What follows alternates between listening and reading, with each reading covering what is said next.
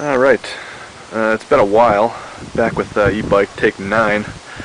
As you can see, there's a lot of changes. I don't know if I'm going to keep this cover, but it is what it is right now. It's some rubber roof that I purchased from Home Depot, and my battery is in there. I should have took a lot more pictures and videos of the process of mounting it in, because I used aluminum rods, aluminum bars, drilling holes through my frame, using exhaust rubber stoppers for the battery to sit on.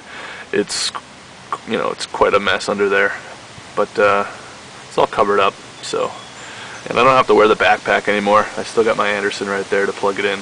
I don't know if that's going to be a permanent thing or not, but I've been having a lot of things break down. I was at the bike shop yesterday. I had to replace this 5-speed freewheel. This is a new 5-speed freewheel Shimano.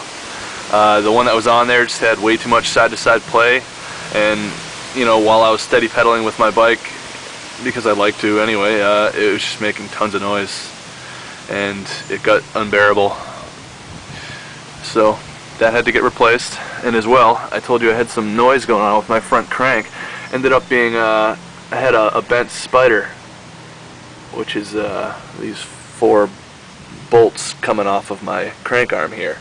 So I had to replace this whole crank arm. As you can see, it's not the one that was on the bike before. Bontrager, I don't even know what that brand is. But anyway, I got that from the bike shop fairly cheap, and I put a whole new chain wheel on here. Instead of a 42-tooth steel one that's stock, I now have a 44-tooth aluminum one.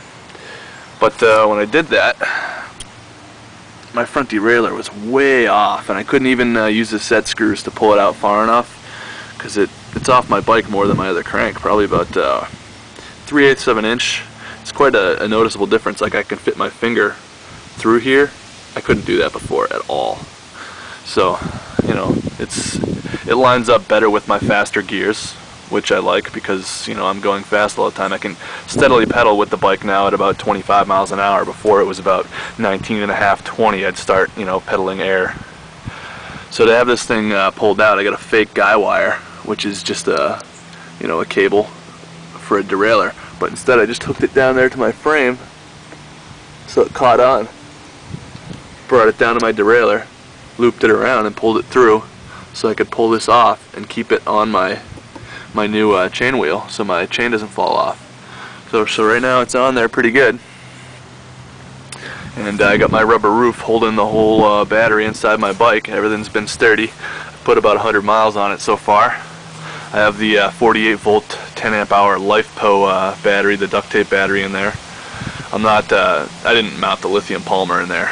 I might get a rear rack right here and mount it on the back here, have both of them running, but my controller's kind of in the way for a rear rack, so I'm not sure. I'll have to get a different type of rear rack.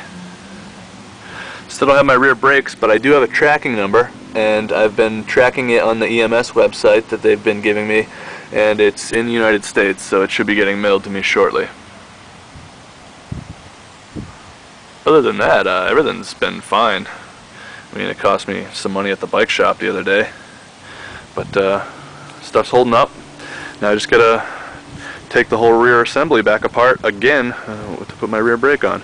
But I can't wait to get rear brakes, so it'll be well worth it.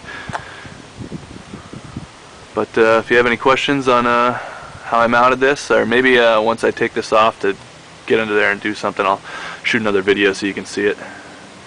But this is Scott with EBIKE 9 signing off.